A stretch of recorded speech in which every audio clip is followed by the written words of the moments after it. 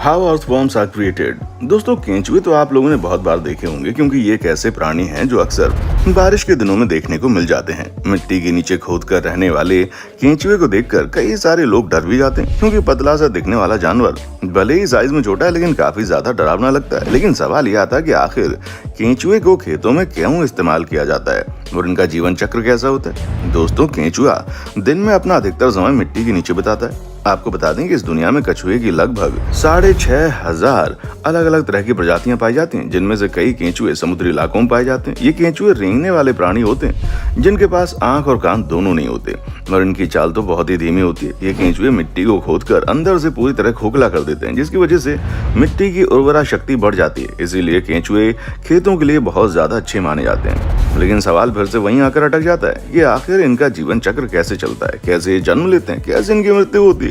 ये सारी चीजें बहुत ही दिलचस्प हैं।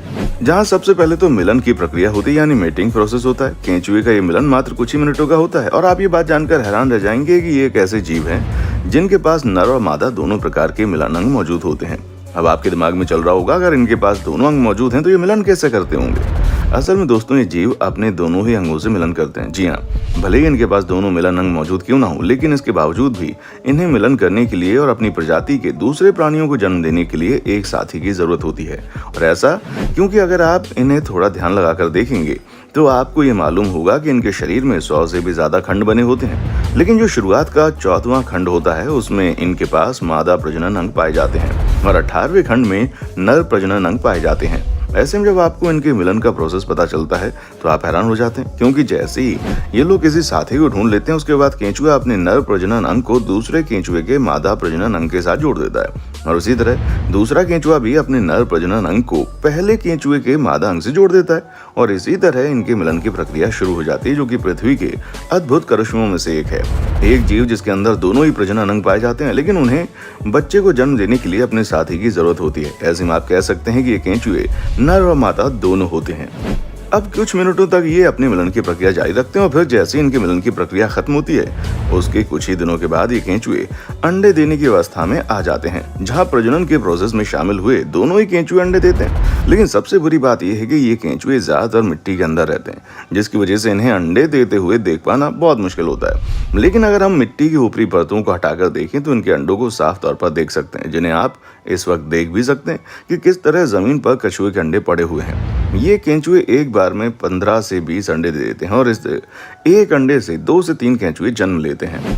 दोस्तों, अगर हम केंचुए के अंडों के बारे में बात करें, उनके आकार के बारे में, तो इसका आकार एक गेहूं के दाने से भी छोटा होता है। अब आप अंदाजा लगा सकते हैं जब केंचुए जन्म लेते हैं तो उनके अंडे किस तरह नजर आते हैं। अब जैसे ही केंचुए अपने सारे अंडे दे देते हैं उसके मात्र 1 हफ्ते के अंदर ही इनसे बच्चे निकलना शुरू हो जाते हैं और आप साफ साफ देख सकते हैं किस तरह से बच्चे अंडे से बाहर निकल रहे हैं। और अंडे से बाहर निकलने का यह प्रोसेस अंडे देने के मात्र 1 हफ्ते के अंदर हो जाता है। अब जैसे ही केंचुए के बच्चे अंडे से बाहर निकल आते हैं उसके बाद ये सड़ी गली पत्तियां और मिट्टी खाना शुरू कर देते हैं और ठीक इसी तरह ये केंचुए 30 से 40 दिनों में पूरी तरह से व्यस्त हो जाते हैं, जिसके बाद ये केंचुए मिलन करने की अवस्था में आ जाते हैं और फिर इनका ये जीवन चक्र इसी तरह चलता रहता है। अब अगर हम केंचुओं के जीवन काल के बारे में बात करें तो दोस्तों, एक केंचुआ 1 से 2 साल तक जिंदा रहता है। वैसे दोस्तों, जब हम कीड़े मकोड़ों से बात करते हैं, मतलब इनके बारे में बात कर रहे हैं, तो बताइए कि वो कौन सा कीड़ा जो आपको सबसे ज्यादा डराता है, क्योंकि भैया हमें कॉकरोच से बड़ा डर लगता है। बाकी आपको किससे डर लगता है, कमेंट सेक्शन में आकर बताएं।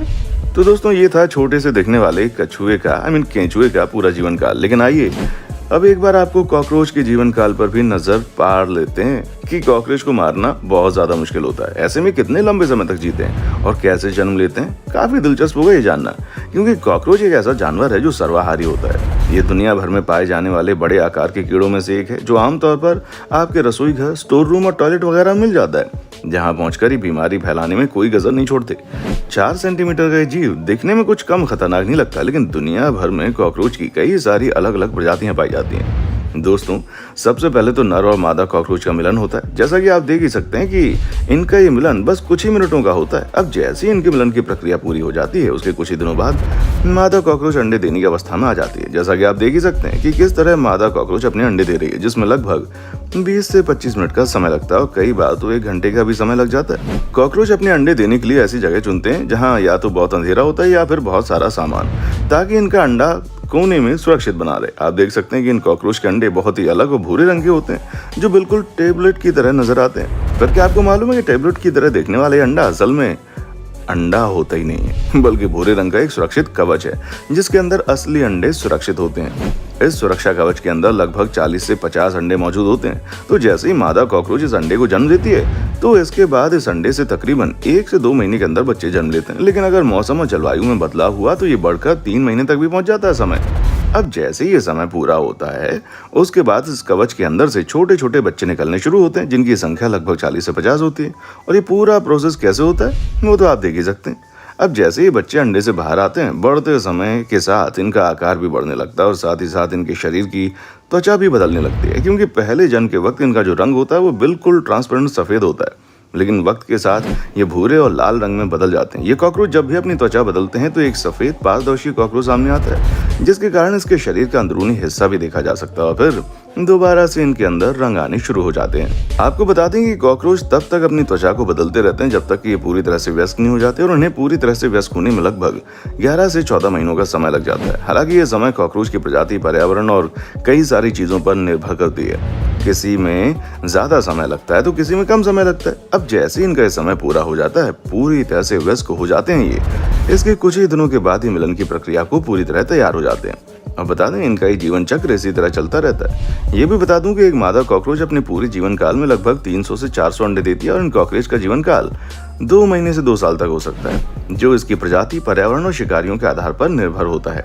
तो दोस्तों, देखा आपने कैसे केंचुआ इस दुनिया में जन्म लेता है और कुछ ही समय बाद मर जाता है। ठीक उसी तरह कॉकरोच का भी हाल होता है, लेकिन हाँ, कॉकरोच का जो जीवन काल होता है वो केंचुए से काफी ज्यादा अलग होता है। अब आप इस वीडियो के बारे में क्या कहना चाहेंगे, कमेंट सेक्शन में आकर बताएं। और इसी वीडियोस को रोज देखते रहने के लिए हमारे चैनल को सब्सक्राइब करना बिल्कुल ना भूलें।